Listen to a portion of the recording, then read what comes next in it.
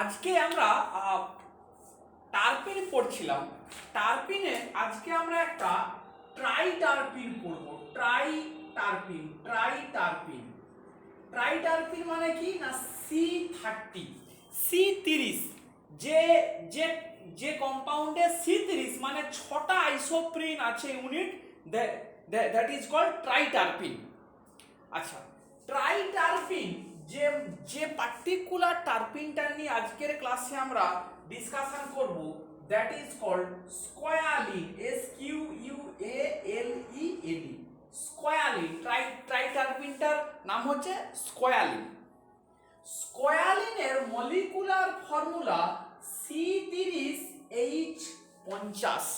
C30H50 এটা হচ্ছে স্কোয়ালিনের মানে স্কোয়ালিনের মলিকুলার ফর্মুলা। কিছু প্রিলিমিনারি ইনফরমেশন আমরা যদি স্কোয়ালিন সম্পর্কে দেই, কি বলবো না squalene is isolated from shark liver. শার্কের লিভার থেকে পাওয়া যায়। আচ্ছা, বা কখনো কখনো অলিভ অয়েল থেকেও স্কোয়ালিন পাওয়া যায়, বা কিছু কিছু ভেজিটেবল অয়েল থেকেও স্কোয়ালিন পাওয়া যায়। তাহলে একটা জিনিস আমরা দেখলাম, স্কোয়ালিন কিন্তু মানে অ্যানিমেল থেকেও পাওয়া যায়। অ্যাপার্ট ফ্রম প্ল্যান্ট, স্কোয়ালিন টারপিনটা কিন্তু অ্যানিমেলের মধ্যেও পাওয়া যায়। শার্ক লিভার থেকে আইসোলেট করা গেছে বা অলিভ অয়েল থেকেও আইসোলেট করা গেছে। আচ্ছা, এবারে স্কোয়ালিনের স্ট্রাকচার এস্টাবলিশ করতে গিয়ে কিছু প্রিলিমিনারি ফ্যাক্টকে আমরা জাস্ট যদি একটু তুলে ধরি, কি সেইটা না স্কোয়ালিন যার মলিকুলার ফর্মুলা C30H50, একে যদি নিকেল হাইড্রোজেন দিয়ে ক্যাটালাইটিক রিডাকশন করা হয়, মানে ক্যাটালাইটিক হাইড্রোজিনেশন করা হয়, স্কোয়ালিন ইজ কনভার্টেড টু পার হাইড্রোস্কোয়ালিন যার মলিকুলার ফর্মুলা C30H62। তাহলে যদি C30H62 হয়, 50 থেকে 62 ডিফারেন্স হচ্ছে 12, তাকে 2 দিয়ে যদি ভাগ করি তাহলে বলতে পারি স্কোয়ালিনে 6টা ডবল বন্ড আছে, কারণ ক্যাটালাইটিক হাইড্রোজিনেশনে ডবল বন্ডই স্যাচুরেটেড হয়ে যায়, ডবল বন্ডই রিডিউসড হয়। এইটা একটা ইম্পর্টেন্ট ইনফরমেশন। নেক্সট একটা খুব ইম্পর্টেন্ট ইনফরমেশন, যে স্কোয়ালিনকে নিকেল হাইড্রোজেন দিয়ে রিডিউসড করা গেল, কিন্তু স্কোয়ালিনকে সোডিয়াম অ্যালকোহল দিয়ে রিডিউসড করা যায় না। এইটা কি এস্টাবলিশ করে এই ছোট্ট ইনফরমেশনটা? এই ছোট্ট ইনফরমেশনটা এটাই এস্টাবলিশ করে যে স্কোয়ালিনে যে 6টা ডবল বন্ড আছে, সমস্ত ডবল বন্ডগুলো isolated, no such conjugated double bond, কোনো কনজুগেটেড ডবল বন্ড নেই। তার কারণ কনজুগেটেড ডবল বন্ড থাকলেই সোডিয়াম অ্যালকোহল দিয়ে বার্চ রিডাকশনের মতো একটা রিডাকশন হতে পারত। তাহলে একটা ইম্পর্টেন্ট ইনফরমেশন যে স্কোয়ালিনে কোনো কনজুগেটেড ডবল বন্ড নেই। এইটা একটা কথাবার্তা বলা হয়ে গেল। নেক্সট যে ইনফরমেশনটা, স্কোয়ালিনের স্ট্রাকচার এস্টাবলিশ করতে গিয়ে একজন সায়েন্টিস্ট এরকম একটা কাজ করলো। কি কাজ না খুব মন দিয়ে, হেক্সাহাইড্রো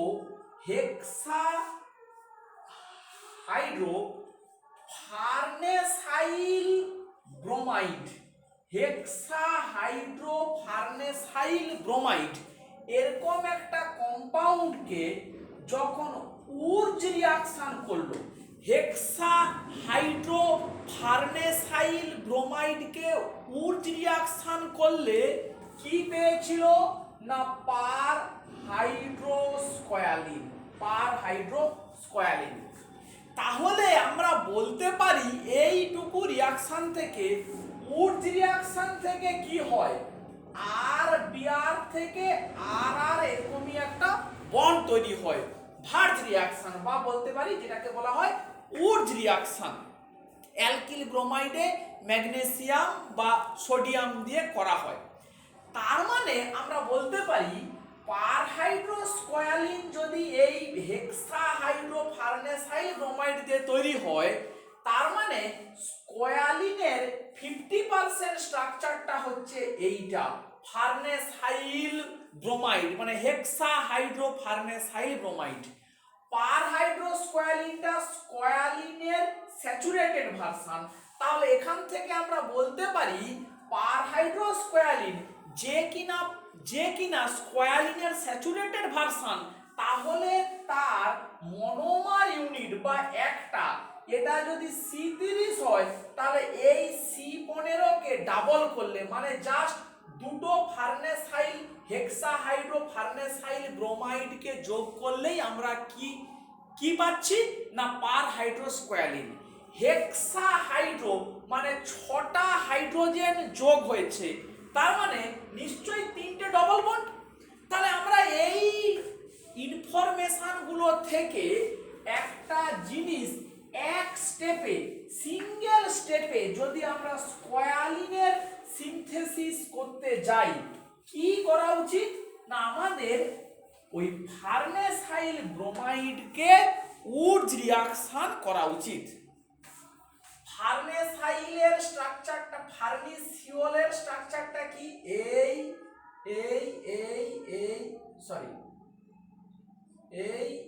CH2OH, এইটা হচ্ছে ফার্নিসলের স্ট্রাকচার। এখানে এইটা আছে, এই হচ্ছে কি আমার 1 2 3 4 5, এইটা একটা আইসোপ্রিন, 1 2 3 4 5, এইটা একটা আইসোপ্রিন, এইটা একটা আইসোপ্রিন। তাহলে এই আমার C15 হচ্ছে ফার্নিসল।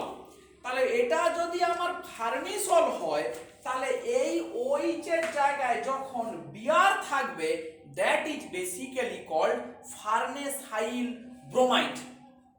আচ্ছা, তো ফার্নেসাইল ব্রোমাইডের স্ট্রাকচারটা কি হবে না, এখান থেকে লিখি এরকম করে, এই ডবল বন্ড, এই ডবল বন্ড, এই CH2Br, এইটা হচ্ছে ফার্নেসাইল ব্রোমাইড। তাহলে এর উপরে কি করেছে, ম্যাগনেসিয়াম দিয়ে উডস রিয়াকশন করেছে, করলে কি হয়েছে, দুটো ইউনিট জুড়ে গেছে। তো এবারে তাহলে আমাদের একটু স্ট্রাকচারটাকে দেখতে হবে, এই মলিকুলটাকে আমাকে একটু সাজিয়ে গুছিয়ে ড্র করতে হবে। যদি আমরা একটু নাম্বারিংটাকে এরকম করে দেখি যে এইটাকে সাজিয়ে গুছিয়ে ড্র করলে এইরকমই হয়, এই ডবল বন্ড, এইটার এই ডবল বন্ড, এইখানে মিথাইল, এই আবার উঠলো এই বিআর, এইটাই হচ্ছে কি দেখ, কারণ ফার্নিসলের স্ট্রাকচারে আছে হেড টেল, তাহলে এখানে এইটা একটা আইসোপ্রিন, এটা হেড, এটা টেল, এটা একটা আইসোপ্রিন, এটা হেড, এই পর্যন্ত টেল, এটা হেড, এটা টেল। তাহলে ঠিকই আছে, এটাই আমার ফার্নেসাইল ব্রোমাইড। এর উপরে ম্যাগনেসিয়াম দিলে কি হবে, MgBr হবে, মানে আর MgBr সে কি করবে, আর একটা অ্যালকিল ব্রোমাইডে অ্যাটাক করবে, বিআরটা বেরিয়ে যাবে। তার মানে বেসিক্যালি একটা ডাইমারাইজেশন হবে, এই দুটো কার্বনের মধ্যে একটা বন্ড তৈরি হবে। বন্ড তৈরি হলে স্কোয়ালিনের যে স্ট্রাকচারটা আসে সেইটা এরকমই,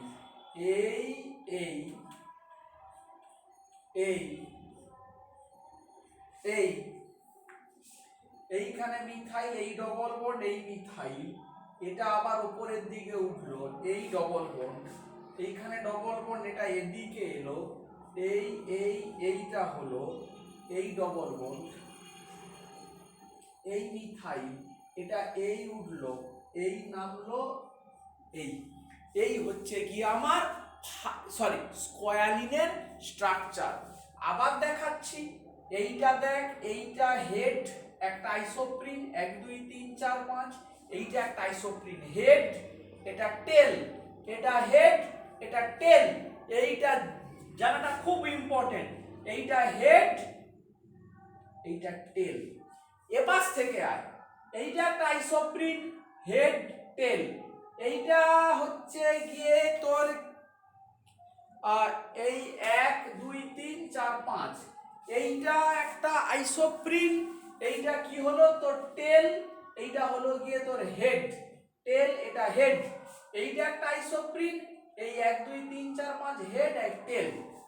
তাহলে এই মাঝখানটাতে স্কোয়ালিনের এই মাঝখানটাতে কি বন্ডিং আছে না, এইখানটাতে টেল টেল বন্ড আছে, এই টি টি, এই যেখানে ডাইমারটা হয়েছে ওই পয়েন্টেই দেখ একটা টেল টেল বন্ডিং আছে। এই জায়গাটাতে একটু ভালো করে কিন্তু বুঝতে হবে, ওই জায়গাটাতে একটু ভালো করে বুঝতে হবে। এইটা বোধহয় একটা জায়গাতে একটু ভুল করলাম, 1 2 3 4 5, 1 2 1 2 3 4 5, এই মিথাইলটা এখানে নয়, এই মিথাইলটা এদিকটাতে আছে, তবেই এটা ম্যাচ করবে। তাহলে এটা হেড, এটা টেল, এই একটা জায়গাতেই টেল টেল বন্ড আছে, এইটাই হচ্ছে স্কোয়ালিনের স্ট্রাকচার। দুটোকে জুড়ে দিলে এই স্ট্রাকচারটা আসে। তো তাহলে দেখ এইখানে একটা টেল টেল বন্ড আছে, খুব এইটা একটা ইম্পর্টেন্ট প্যারামিটার। স্কোয়ালিনের যেটা বিশেষভাবে বক্তব্য, স্কোয়ালিনে যে 1 2 3 4 5 6 অল আর ট্রান্স ডবল বন্ড, এই দুটোকে ধরার দরকার নেই, ওখানে আইসোমারাইজেশন নেই, কিন্তু বাকি 1 2 3 4 এই চারটে ডবল বন্ড কিন্তু ট্রান্স, অল ট্রান্স। স্কোয়ালিন মানেই হচ্ছে অল ট্রান্স, এই তথ্যটা এলো। বেশ, তাহলে এইটা একটা সিনথেসিস যে ফার্নিসাইল ব্রোমাইডকে উপরে উডস রিঅ্যাকশন করলে এইটা আসে। এইবারে দেখ আরেকটা রিঅ্যাকশন করেছিল, কি সেইটা, এইটা যেহেতু টেল টেল বন্ড, টেল টেল বন্ড, এই ডবল বন্ড আর এই ডবল বন্ডটাকে যদি কেটে নেওয়া যায়, এই দুটো ডবল বন্ডকে যদি আমরা কাটি, মানে যদি এটাকে তৈরি করতে চাই, তাহলে এই ফ্র্যাগমেন্টটা একটা, এই ফ্র্যাগমেন্টটা বেরিয়ে আসে। এই ফ্র্যাগমেন্টটা কটা কার্বনের দেখ, 4টে কার্বন, এই 4টে কার্বন। ডবল বন্ড তৈরির সব থেকে ভালো রিঅ্যাকশনটা কি না, উটিক রিঅ্যাকশন।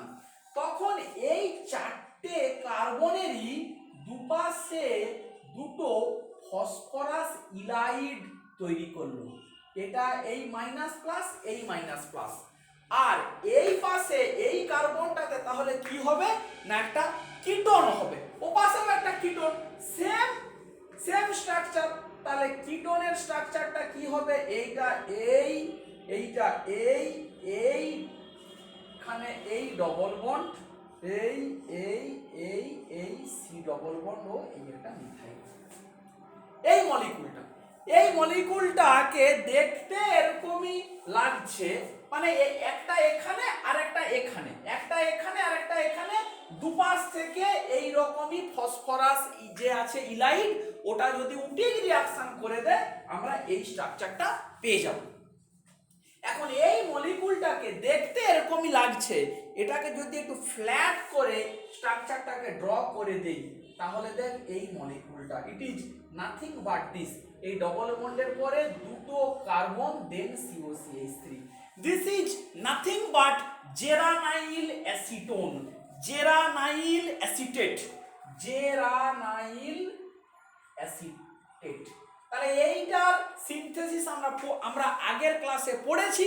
তাহলে দেখ দুপাশ থেকে দুটো জেরানাইল অ্যাসিটেটকে এরকম একটা যদি ডাইফসফরাস ইলাইড 4 কার্বন ডাইফসফরাসের ইলাইড দিয়ে উটিক রিয়াকশন করলে স্কোয়ালিন পেতে পারি।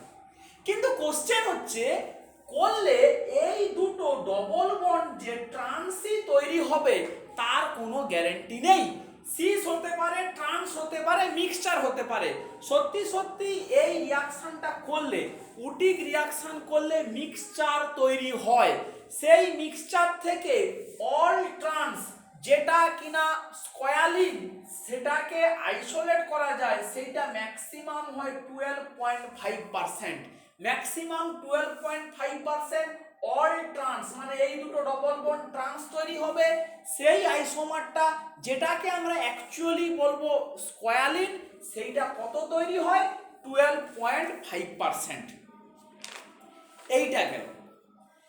তো তাহলে এই পয়েন্টের পরে সায়েন্টিস্টরা দেখ একটা অসাধারণ কাজ করলেন যে এই স্কোয়ালিন কিভাবে, তাহলে 100% বলা ভুল, মোটামুটি একটা কোনো একটা কেমিক্যাল রিয়াকশন করে কিভাবে স্কোয়ালিন তৈরি করতে পারি, যেখানে কি হবে না সমস্ত ডবল বন্ড ট্রান্স হবে।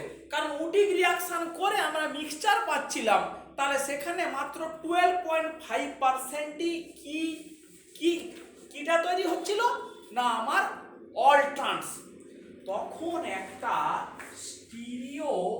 স্টিরিও সিলেক্টিভ রিয়াকশনের কথা চিন্তা করলো। স্টিরিও সিলেক্টিভ রিয়াকশন আবিষ্কার হয়েছিল। সেই আবিষ্কারটা দেখ আমি এরকম করে একটু বুঝিয়ে দিচ্ছি, তোরা খাতায় ঠান্ডা মাথাতে ড্র করবি, কারণ বিএসসি পাস করে গেছি, সমস্ত চেনা রিয়াকশন এবং কি বিউটিফুল কেমিস্ট্রিটা শুধু দেখ, দেখলেই কেমন একটা মানে কাঁটা দিয়ে উঠবে গায়ে। কি সেইটা না এইরকমই একটা স্টার্টিং মেটেরিয়াল নিয়েছিল, এই COCH3, এইখানে ছিল Cl, এখানে ছিল CH2Cl। এই মলিকুলটার উপরে এরকমই একটা রিয়াকশন করলো MEMgBr। এই সেন্টারটা কাইরাল সেন্টার এবং পিওর মলিকুল মানে ওটা কাইরাল এবং এটা পিওর স্টিরিওআইসোমার নিয়েছিল। আচ্ছা আগে একটু রিয়াকশনটাকে একটু স্টাডি করে নিই, তারপরে আমরা আসছি। এটা করলে কি হয়, Me-MgBr+, এটা এই অ্যাটাক করে, এটা এরকম করে খুলে যায়। খুলে গেলে কি হবে, এটা হবে O-, একটা Me ছিল আর একটা Me এসে ঢুকে গেল এইখানে, এরকম করে এটাকে ঘুরিয়ে দে Cl, এটা CH2Cl, আর কে আছে এখানে, এটা H আছে, সে আছে এই মাইনাসটা অ্যাটাক করলো, এটা বেরিয়ে গেল Clটা, তাহলে কি তৈরি হবে না এরকমই একটা ইপক্সাইড, এই CH2Cl, এরকম একটা ইপক্সাইড তৈরি হবে। এই ইপক্সাইডটার উপরে NaI দিয়ে যদি নিউক্লিওফিলিক অ্যাটাক করানো হয়, সেটা এই অ্যাটাক করলো, এটা এদিকে খুলে গেল, খুলে গেলে এদিকটাতে হবে OH, এই হবে I, এই CH2Cl।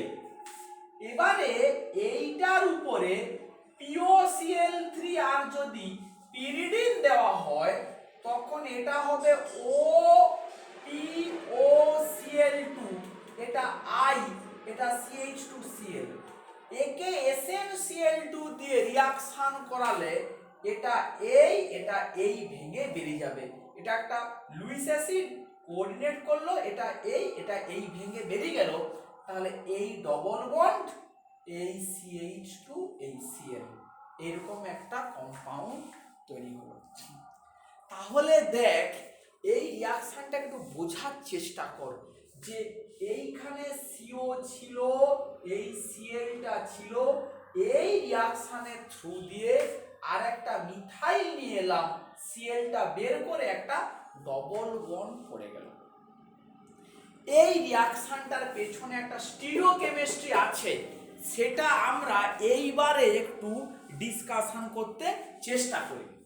সেই স্টিরিওকেমিস্ট্রিটা কি না, আমরা ওই মলিকুলটাকে পিওর মলিকুল আমরা নিয়েছিলাম, এইটাকে এবারে আমরা একটু ডিসকাশন করি।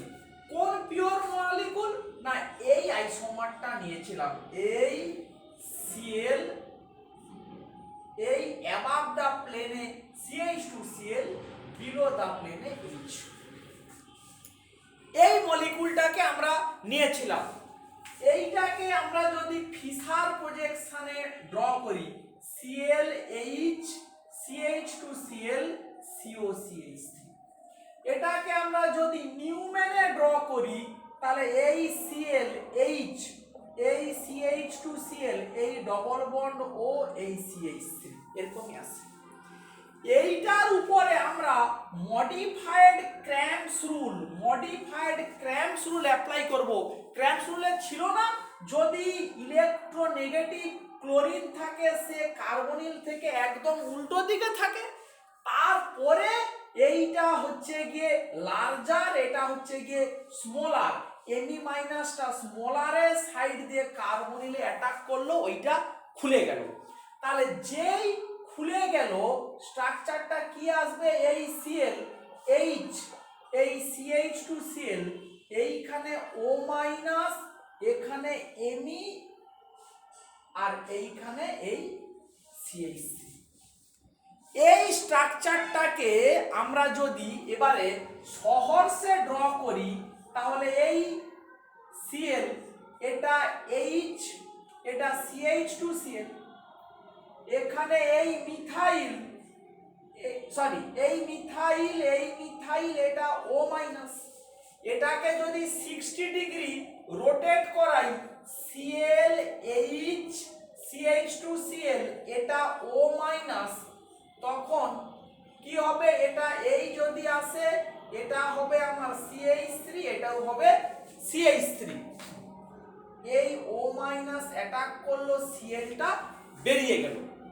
তাহলে এই Clটা যদি আমার বেরিয়ে যায়, একটা কাজ করো, আমরা স্টিরিওকেমিস্ট্রি করছি তো, এই এমিটাকে আর করে রাখ, তাহলে পরে খুব সুবিধা হবে।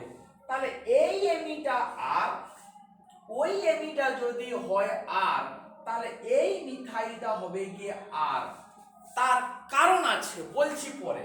তাহলে এইটা হবে গিয়ে আমার আর, তাহলে এটা যেই অ্যাটাক করলো Clটা বেরিয়ে গেল, তাহলে এখন আমার ইপক্সাইডটা এইটা এলো, এই আর, এই CH3, এই H, এই CH2Cl। এবারে সোডিয়াম আয়োডাইড দিয়ে অ্যাটাক করানো হচ্ছে, I মাইনাসটা এই অ্যাটাক করলো, এটা এই খুলে গেল, তাহলে কি হবে না, এইখানে এলো I, এখানে এলো H, এই CH2Cl, এখানে হয়ে গেল OH, এই R, এই CH3, এবারে POCl3, পিরিডিন, দুয়ের দাগে SnCl2 দিলে কি হবে, এটা এই অ্যাটাক করবে, এই বেরোবে। অ্যালকিনটা কি হবে, এখানে H, এই CH2Cl, এই R, এই CH3, দেখ একটা ই অ্যালকিন তৈরি হয়ে গেল।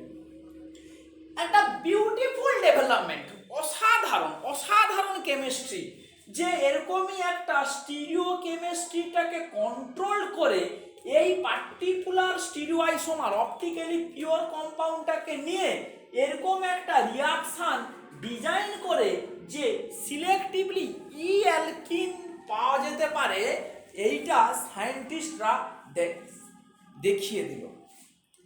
দেখিয়ে দেওয়ার পরে আমাদের স্কয়ালিন সিনথেসিসের এইটার কি রোল হবে এই পার্টিকুলার রিয়াকশনটা, তাহলে আমরা বুঝে গেলাম যে এখান থেকে করলে ই অ্যালকিনটা পাওয়া যায়, এইটা আমরা বুঝতে পারলাম। ভালো করে খাতাতে লিখে আমাকে পাঠাবি, যে একদম ক্লিয়ার করে যে কোথায় ক্র্যাম্পস রুলটা কি অ্যাপ্লাই হয়েছে, কি ব্যাপার, কি বৃত্তান্ত।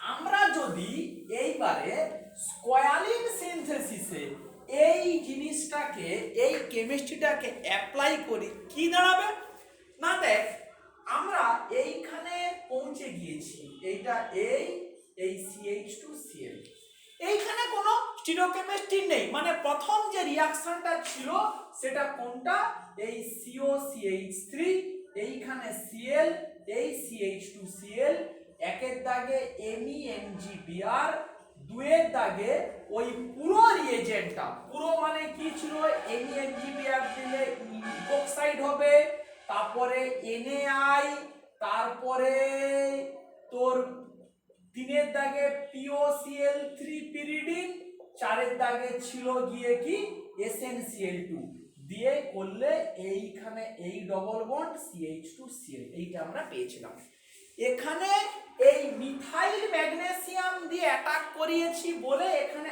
আরেকটা মিথাইল এসছে সেই জন্য কোনো এখানে ইজেডটা কোনো ম্যাটার করে না কিন্তু এটার জায়গায় যদি RMgBr দিতাম তখন আরটা এখানে থাকতো তখন এই ট্রান্স ডবল বন্ডটা তৈরি হতো বেশ সেইটাকে কোথায় অ্যাপ্লাই করছি দেখ এই মলিকুলটাকে নিয়ে একের দাগে দিলাম Mg তাহলে কি হবে MgCl গ্রিগনার তৈরি হবে দুয়ের দাগে এরপরে আবার যদি ওই রিঅ্যাকশনটাকে রিপিট করানো হয় মানে কোনটা এই CH3CO এই Cl এই H এই CH2Cl এবং ওই আইসোমারটা আমরা এইটা দিলাম কোনটা আমরা যেটা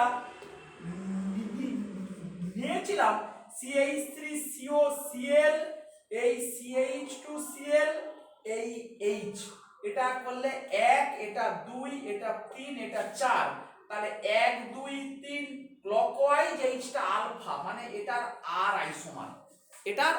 আর আইসোমার এই মলিকুলটার গ্রিগনার এটার উপরে যদি অ্যাটাক করে তাহলে প্রথমে দেখ এরকম করে ড্র করি এই CH2 এই কার্বনটা হচ্ছে গিয়ে এইটা কোথায় অ্যাটাক করবে এই কার্বনিলটাতে তাহলে এখানে একটা OH একটা CH3 দেন কে আসবে এই Cl CH2Cl এখানে H এবারে পর ওই রিঅ্যাকশনটাকে রিপিট করালে এইখানে একটা ডবল বন্ড পড়বে তার স্ট্রাকচারটা এই CH2 তারপরে এই কার্বন এখানে একটা CH3 এই ডবল বন্ড উল্টো দিকে CH2Cl এটা ই ডবল বন্ড এই আমার স্টিরিওকেমিস্ট্রিটা মেইনটেইনড হয়ে গেল এইখানেই আমার ই ডবল বন্ড এইবারে দেখ নিজে দিককে এইটাকে এবারে কমপ্লিট করতে হবে আমরা যদি আবার রিঅ্যাকশনটাকে রিপিট করাই দেখ এইখানে 1 2 3 4 5 1 2 3 4টে কার্বন 5 4 9টা কার্বন আছে এইটা CH2Cl Mg দিলাম দিলে কি হবে এখানে আবার গ্রিগনার তৈরি হবে সেই গ্রিগনারটাকে দুটো গ্রিগনার দুপাশ থেকে এরকমই একটা মলিকুলের উপরে যদি অ্যাটাক করানো হয় এই CO এখানে একটা Cl এখানে একটা Cl কি অসাধারণ কেমিস্ট্রিটা দেখ এটাকেও ঠিক একই রকম ভাবে নেওয়া হলো এটাও কাইরাল সেন্টার এটাও কাইরাল সেন্টার এমন ভাবে ফিক্সড ওটা পিওর কম্পাউন্ড নেওয়া হলো যে এই গ্রিগনারটা এই কার্বনিলে অ্যাটাক করলে এইখানে একটা ডবল বন্ড তৈরি হবে আরেকটা গ্রিগনার এই কার্বনিলে অ্যাটাক করলে এইখানে একটা ডবল বন্ড তৈরি হবে তাহলে এখানে 9টা কার্বন আবার একটা 9টা কার্বন 18টা হয়ে গেল 1 2 3 4 5 6 7 8 এক দুই 3 4 5 6 7 8 আটটা কার্বন। আর ওখানে গিয়ে তোর কটা আছে না, এইটা হচ্ছে 1 2 3 4 5 1 2 3 4 5 4 9 9 9 18 8 26, কোথাও একটা কিছু কম পড়ছে। আচ্ছা আমি দেখে বলছি, দেখে বলবো। মেন কথা কি হচ্ছে না, এইটার হচ্ছে এই এই দুটো দিয়ে দুপাশে অ্যাটাক করালেই আমার এই স্কোয়ালিনটা পাওয়া যাবে এবং all double bond will be trans. দেখ এই মাঝে দুটো CH2 আছে, এই দুটো CH2 কিসের জন্য ভাববি না, সেই টেল বন্ডিংটার জন্য। টেল যেটা স্কোয়ালিনের মাঝখানের যে টেল বন্ডিং, তার জন্য ওইটাই অ্যাকচুয়ালি দায়ী। তাহলে এই ধারণাটা আমাদের কিন্তু রাখতে হবে। এইটা এই মানে কিভাবে ট্রান্স ডবল বন্ডটা তৈরি করা হচ্ছে, এইটাই তার প্রুফ। ঠিক আছে, তাহলে আমরা এইখানে এই কার্বনের হিসেবটা কোথায় আমি বই থেকে দেখে পাঠিয়ে দিচ্ছি। তোরা এইটা সবই এতে করে দেওয়া আছে, কি যেন বলে ফিনারের সেকেন্ড ভলিউমে স্কোয়ালিনটা এটা করে দেওয়া আছে। এই ওই স্টিরিওকেমিস্ট্রিটা হচ্ছে কি আসল, ওটাকে দেখবি কার্বন সংখ্যাটা কোথাও একটা ম্যাচিং হচ্ছে না, কি কারণে ম্যাচ হচ্ছে না, বা হয়তো কোথাও কিছু এক্সট্রা একটা ছেড়ে গেছি, সেটাকে একটু দেখতে হবে, দেখলেই ওটা ক্লিয়ার হয়ে যাবে। ঠিক আছে, তাহলে আমরা মোটামুটি আর টার্পিনের ক্লাস কিছু করব না, আমরা এর পরের দিন থেকে কয়েকটা ক্লাস আমরা অ্যালকালয়েডের করব। ঠিক আছে, তারপরে যদি সময় পাই আবার তখন দেখব। ওকে।